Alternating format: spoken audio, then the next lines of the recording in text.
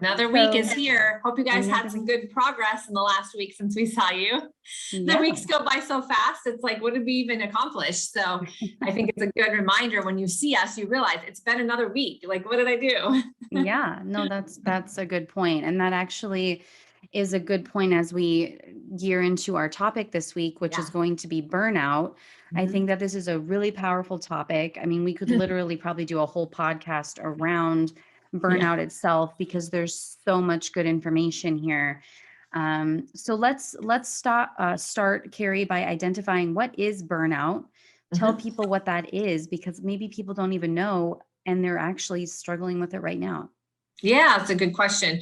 By the way, burnout happens this time of year often for people Mhm. because, especially entrepreneurs, but for a lot of people, because it's really been a grind the beginning of the year. We've got our new goals. Maybe you work for a corporation and there's a big push at the beginning of the year, or you're an Mhm. entrepreneur and you're like, okay, I've got to hit my goals this year. So we tend to work really hard and fast and strong at the beginning of the year after we set our goals. And, depending upon what geography you live in, there's actually been some statistical evidence around, even just the time of year and Yeah. the darkness and the weather and all those things that can sometimes play a factor in how you feel, which burnout is a feeling. And then, we get to this time of year, and if we have kids, it's like, okay, we're excited for summer, but at the same time, we're overwhelmed with summer because Mhm. kids are going to be home more, and how are we navigating maybe a different schedule because we're used to a routine, especially for those that work at home. So I think June is a great time, end of May, 1st of June, to talk about burnout, to be honest with you. So I think we picked a good time for the topic. So Mhm. burnout, really is a term that has been, I guess, coined to basically represent a feeling that people have when they're no longer excited, inspired, energized, enthusiastic, focused on their work. And so these things start to wane a little bit, maybe all of them, maybe some of those things. And typically we then say, oh, well, maybe you're burning out. I feel Mhm. burnt out. We hear that all the time.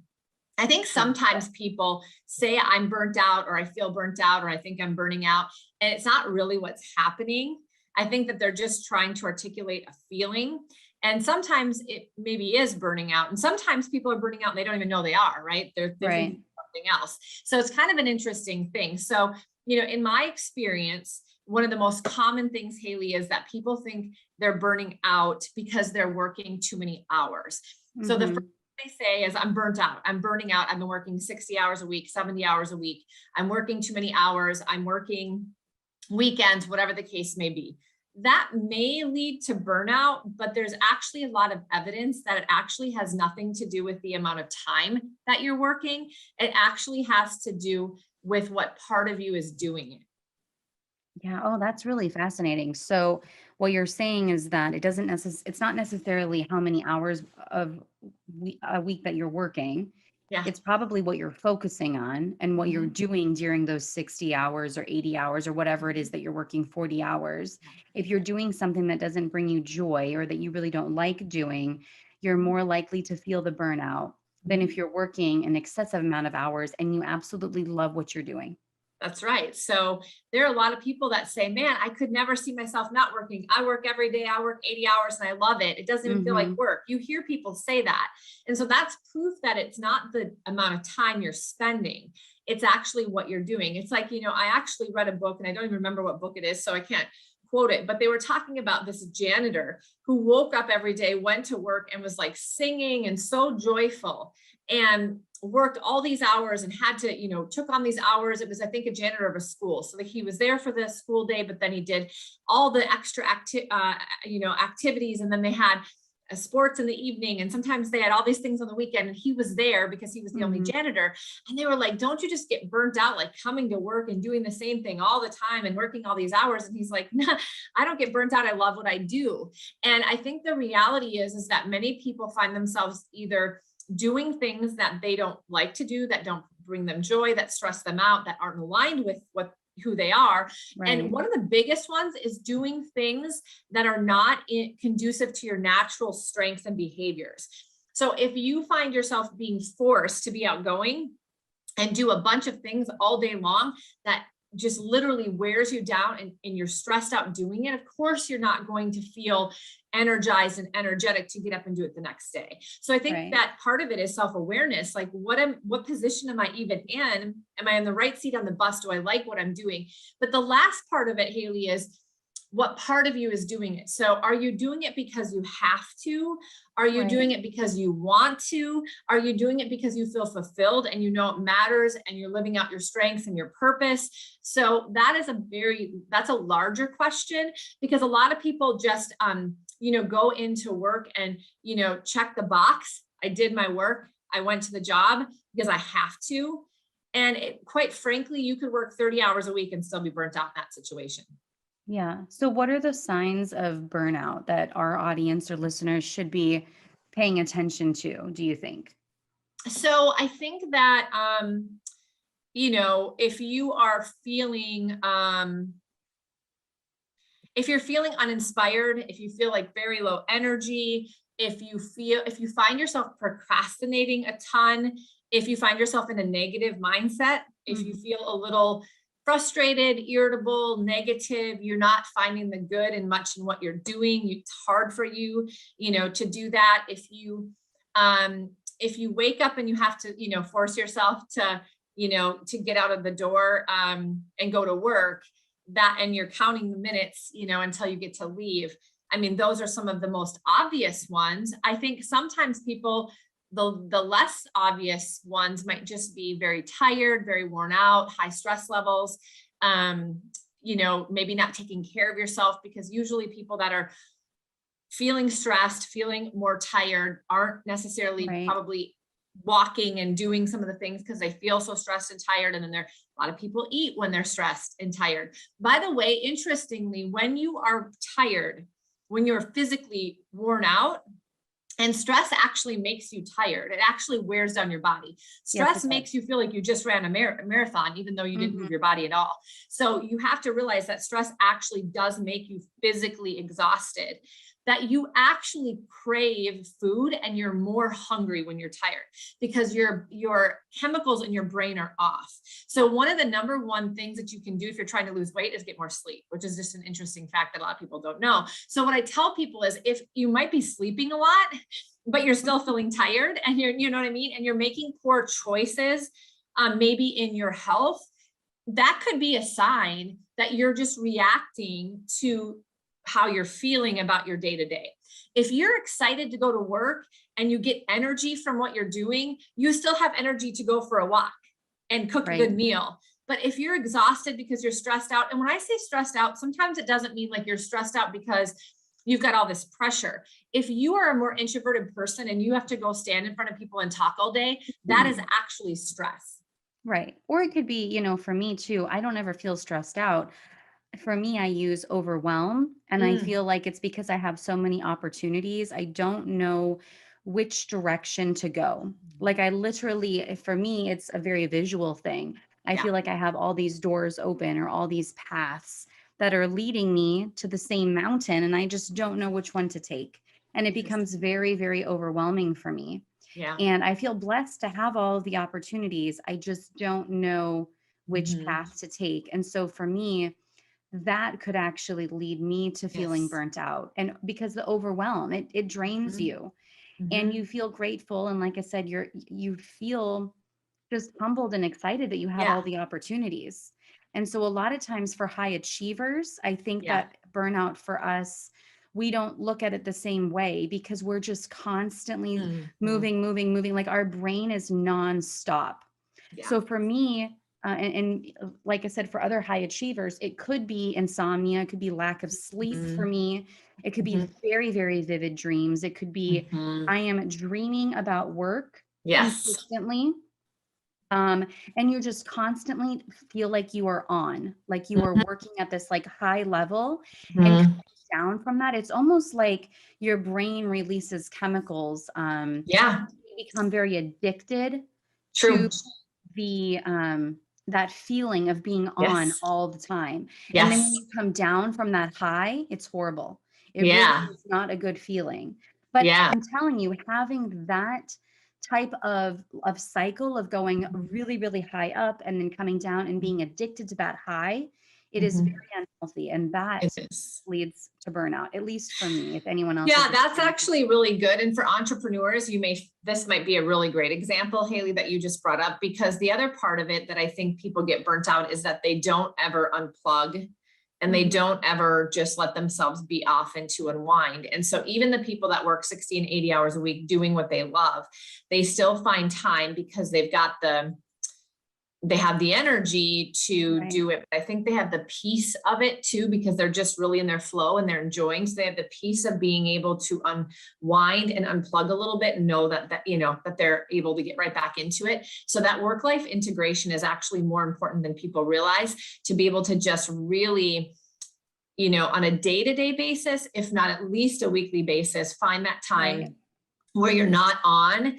And even though you enjoy what you're doing, that you find something else, because again, it's not the hours that you're working, because if you love it, but it's like you have to have other things have to be fulfilled in your life in order to not feel burnt out. So somebody who works 80 hours a week, 60 hours a week and loves what they do and says, I'm never stressed out and I love it, that's great. But if they're not taking time to pour into their relationships or their health or wellness or anything like that, they're still going to burn out. And it's not going to be because of work. It's because they are not feeding those other parts of their life Yeah, that they their need. whole person. You're not feeding the whole person. You have to. Um, I would say for myself, I became so addicted to that high and I felt great about myself. And I felt like I was achieving so many things, impacting so many people. But when I looked around me, I was Mhm. making an impact on my home, and it was a negative Mhm. one because I Right. was only focused on myself. And we Hmm. have to remember we're absolutely not alone here. And we want to feed ourselves. We want to make sure that Yes. our buckets are full. Yes. But we also want to make sure that we're pouring into other people. Yes. And so then, Carrie, what do we do, or what are some tips that you would want to provide here for people who may be experiencing burnout, but they feel guilty about stepping away? So how do Yeah. you address the burnout? What are some things, if you are struggling with this, if you want to be more self-aware to what's actually like you are feeling all of these things, Mhm. okay, maybe you can label it as burnout. What do you do now? Yeah, exactly. The labeling of it is what it is. If you don't actually do something about it, then it doesn't matter. So I think that you need to start with what source maybe is the burnout. So typically there's the few sources. One would be you're in a role that maybe isn't really conducive to who you are, and it's creating a high level of stress. Again, stress coming in different ways. Right. It could be that you are not integrating work and life. Again, don't get caught into the hours that you're working. You can work a lot of hours and still integrate work and life appropriately. It's just a decision, it's a choice, and it's a priority management thing. People do it all the time. So if you're not integrating work and life, it's probably you're burning out, not necessarily because of what you're doing for work. It's because you're not integrating the two and you're leaving some relationships on the wayside, or you're not taking care of yourself or whatever. That's going to definitely lead to burnout. So is it that reason? um or is it that you're just unfulfilled? I mean, you could be in Right. a role that is very conducive to your behavior style, but you just do not feel like you're making an impact or making a difference, and so you're just checking the boxes of going to work every single day. And that doesn't mean you have to quit your job or not do what you're doing. That's the other thing, is that you just have to make some active choices here on what can you do differently. So if you are working in a role that you feel like you're not maybe on the right seat in the bus, then figure out how you can identify what activities in that role do bring you joy, because there's probably some. It's just that maybe you're out of balance. The more things Mm-hmm. that you are not in alignment with you. So is there a way that you can leverage some of those things? You can, change the way that you work every single day, and you can find more ways to do the things that you really enjoy. And that again is just asking yourself those great questions and trying to figure it out. If you aren't integrating work and life, then you just need to look at your priorities, and you Right. need to make a different choice. And you need to just say, okay, even if I spent 15 minutes with my spouse on a daily basis, could that make a difference? Would I feel better? Would we feel better? Could I just walk around the block for 20 minutes in the morning, and would I just feel better? Whatever you're missing and how you integrate your work and life. And then the last one, if you don't feel fulfilled, well, you could be in a role where that's your excuse, but we always do something with our life that makes us feel more fulfilled. So if we have to be in this role and we don't feel like it's ultra fulfilling, what could we do somehow in alignment with our role or our experience? Could we volunteer? Could we, there's something else missing that you need to have some more fulfillment. What part of you is doing something that needs to, feel more alive? You can make those choices. And so sometimes it is changing your career. Sometimes it is changing your position or your company, but oftentimes we are just being reactive to our life. Right.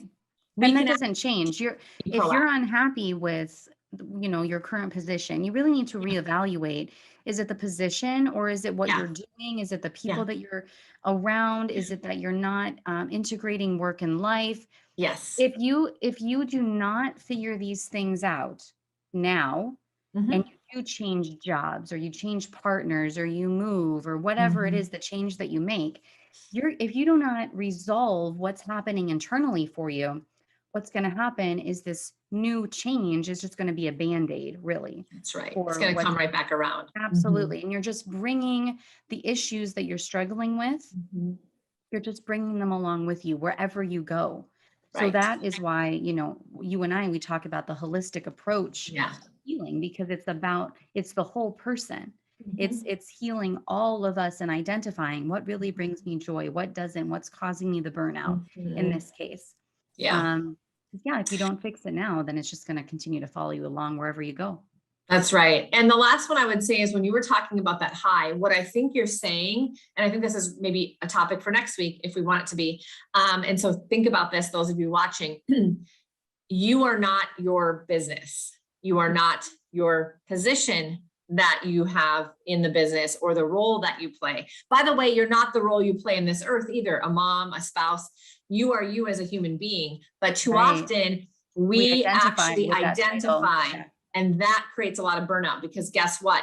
You're going to have ups and downs, challenges, failures, successes, all the things in business or as a parent or whatever, but that doesn't define you. And if you let it define you, you're going to have a tremendous amount of burnout, because you're going to commit so fully to it because you cannot personally be a failure. Therefore, you absolutely can't fail in business, which makes you go super hyper focused on this, and you don't see anything else around you. Or you won't take chances because you're too afraid of the failure because it defines you. You play it too safe, or whatever the case may be. So I think that is actually a really interesting conversation, because entrepreneurs, but entrepreneurs in general tend to see the business as themselves. And it's a very dangerous place to be. And you will not reach your fullest potential if you think that. That actually is a great topic for next week. I'd like to dive into comparison.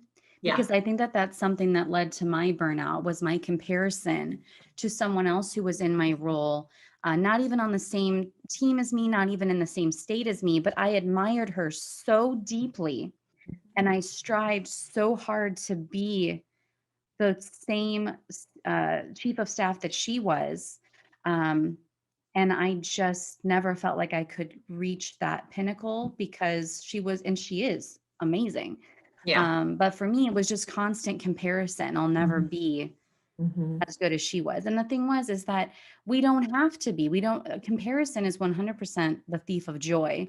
It is. In this case, because there's already one of her. We don't need to have two of her. I was already enough. And it has nothing to do with her. It had to do with me, right?